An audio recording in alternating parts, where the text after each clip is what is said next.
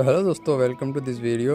आज ब्यावर के अंदर एक छोटा सा मिलन समारोह रखा गया जिसमें सभी छोटे मोटे गोट फार्मर आए थे और इसके अंदर एक टीम का गठन किया और उसमें अध्यक्ष और उपाध्यक्ष को नियुक्त किया गया और उन्हें माला और छापा पहनाकर सम्मानित किया गया। उन्होंने भी सभी आए हुए गोट फार्मर को माला पहनाकर सम्मान दिया और गोट फार्म से जुड़ी हुई समस्याओं और समाधान पर बात भी हुई।